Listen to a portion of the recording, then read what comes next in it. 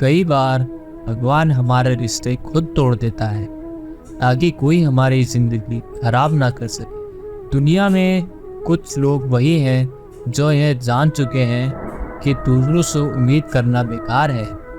जिंदगी में थोड़ा दुखी भी होना ज़रूरी है।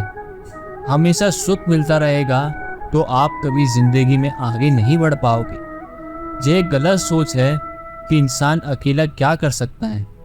पर देखो जरा सूरज को, जो अकेले ही सारी दुनिया को रोशन करता है। भाग्यशाली वो नहीं जिन्हें सब कुछ मिलता है, भाग्यशाली तो वह है जिन्हें कुछ भी मिलता है तो वह उसे अच्छा बना लेते हैं। गीता में लिखा है, जब इंसान से ज़रूरत से बदल जाती है तब उसके बात करने का तरीका भी बदल जाता है। फ़ायदा सबसे गिरी हुई चीज़ है, लोग उठाते ही रहते हैं।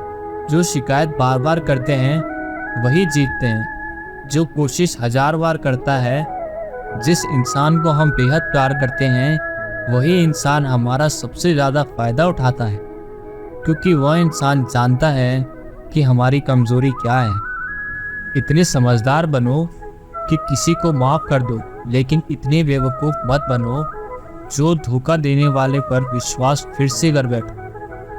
कल का दिन आज से बेहतर होगा। जिंदगी में उस लेवल तक पहुंच जाओ कि लोग आपको खोकर पछताएं। जीवन में कभी भी किसी से अपनी तुलना मत कीजिए। आप जैसे हैं सर्वश्रेष्ठ हैं, क्योंकि ईश्वर के हर एक रचना सर्वोत्तम होती है। खुद को किसी से कम मत समझना, ईश्वर की रचना का अपमान है। इंसान का मन ही उसका सबसे बड़ा दुश्मन है और उसका सबसे बड़ा दोस्त। यदि मन आपसे जीत जाता है तो मन आपका दुश्मन है, और यदि आप मन से जीत जाते हैं तो आपका सच्चा दोस्त बन जाता है। यदि आपको कोई नज़रअंदाज करे तो बुरा मत मानना, क्योंकि लोग अक्सर अपनी हैसियत के हिसाब से चीज़ें चुनते हैं। उन लोगों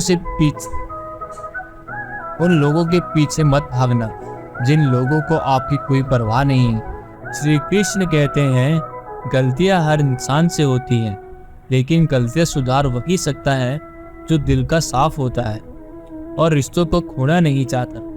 जिंदगी का सबसे बड़ा थप्पड़ किसी से की गई उम्मीद ही मारती है। कभी कभी इंसान ना टूटता है ना बिगड़ता है, बस हार जाता है। कभी खुद से तो कभी किस्मत से तो कभी अपनों से। हर जिंदगी में खुद को समय जरूर दें, क्योंकि आपकी पहली ज़रूरत आप खुद हैं। याद रखना, ज़रूरत से ज़्यादा अच्छे बनोगे तो ज़रूरत से ज़्यादा इस्तेमाल किए जाओगे। रिश्ते चाहे कितने भी बुरे क्यों ना हो, उन्हें कभी मत तोड़ना, क्योंकि गंदा पानी प्यास बुझाने के काम नहीं पर आग बुझाने के काम ज़रूर आता है। ज़माना जब भी मुश्किलों में डाल देता है तो परमात्मा हज़ारों रास्ते निकाल देता है।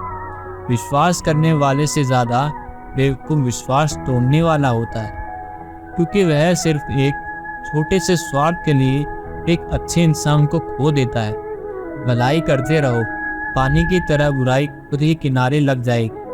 कचरे की तरह जब कोई समझे ना तो उसे समझाने की ज़रूरत ही क्या है, और जब कोई आपकी बात माने ना तो उसे बताने की ज़रूरत ही क्या है। सच्चे दिल से किसी ज़रूरतमंद की मदद करके तो देखो। अगर दिल को सुकून ना मिले तो कहना, जिसे जाना है उसे जाने दो।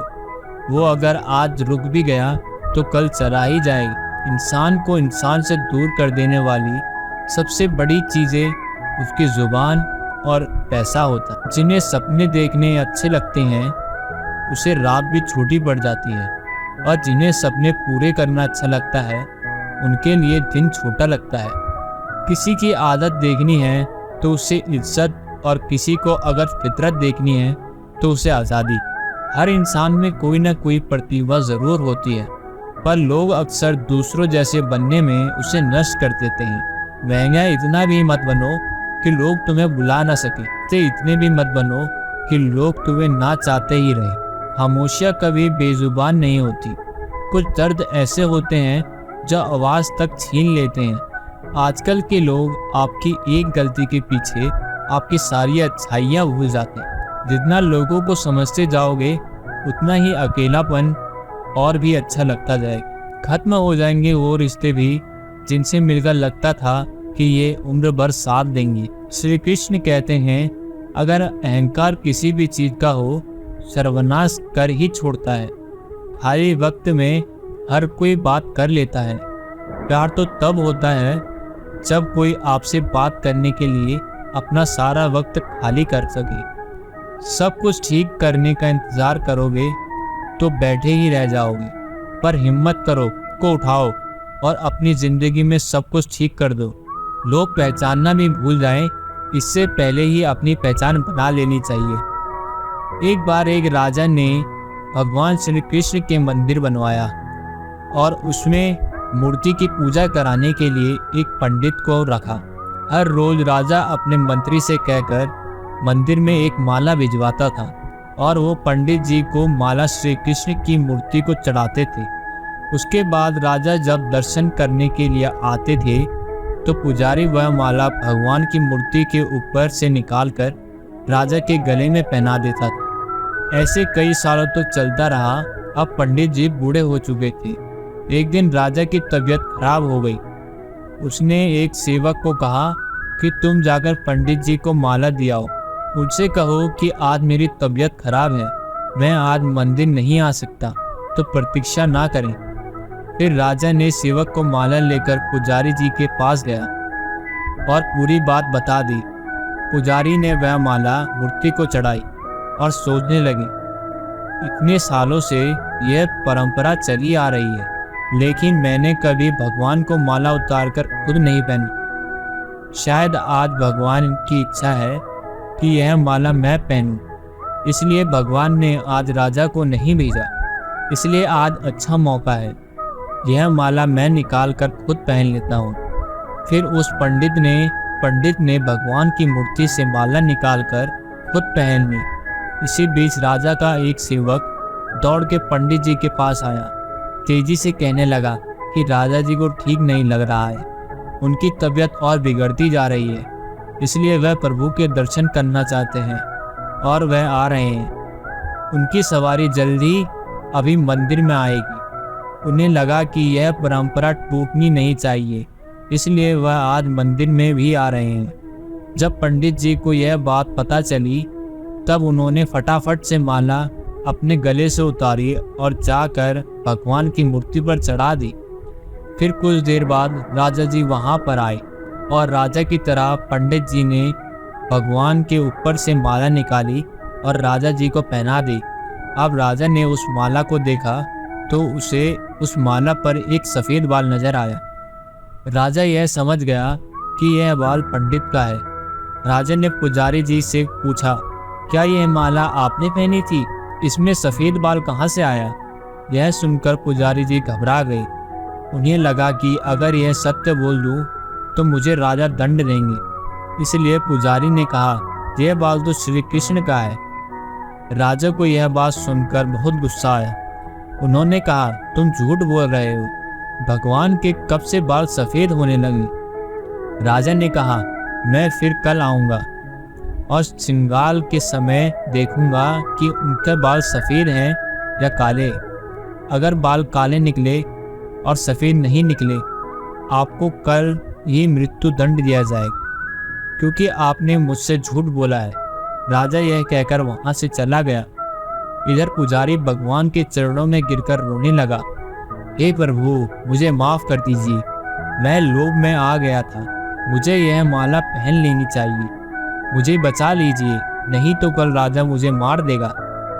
वो पुजारी पूरी रात भगवान के चरणों पर गिर के रोने लगा, विनती करने लगा, प्रभु मुझे बचा लीजिए। अगली सुबह राजा श्रृंगार के समय मंदिर में पहुंचा। राजा ने भगवान की मूर्ति से ऊपर से मुकुट निकाला और उनके बाल देखे तो राजा चौंक गया, क्योंकि भगवान की मूर्ति के ऊपर सफ़ेद बाल थे। राजा ने सोचा कि यह पुजारी की कोई चाल है, इसने मौत की सजा से बचने के लिए भगवान के सफ़ेद बाल कर दिए। राजा ये बाल असली हैं या नकली, इसकी जांच करने के लिए बाल तोड़ने लगा। जैसे ही राजा ने कुछ बाल तोड़े तो मूर्ति में से खून की धारा बहने लगी। राजा भगवान के चरणों में गिर गए, क्षमा मांगने लगे और रोने लगे, मुझे माफ़ कर दीजिए, तभी मूर्ति में से एक आवाज आई, राजा तूने मुझे सिर्फ मूर्ति माना। राजा मैं तुम्हारे लिए सिर्फ एक मूर्ति हूँ। लेकिन पुजारी ने मूर्ति में साक्षात भगवान देखे, इसलिए मुझे मेरे भक्त की रक्षा करने के लिए मेरे बाल सफ़ेद करने पड़े और खून की धारा बहानी पड़ी, ताकि मैं तुम्हें समझा पाऊँ जहाँ भाव है वहाँ भगवान है। अगर आप वाकई में भगवान को स्मरण करते हैं, उन्हें देखना चाहते हैं, तो आपके अंदर से भाव होना चाहिए। यह एक छोटी सी कहानी हमें शिक्षा देती है कि भगवान का आशीर्वाद के सिवा कुछ भी असंभव नहीं है। अगर आप सच्चे दिल से भगवान को पुकारते हैं तो भगवान आपकी मदद के लिए ज़रूर आते हैं। अगर आप लोगों को यह वीडियो पसंद आई है तो हमारे वीडियो को लाइक करें।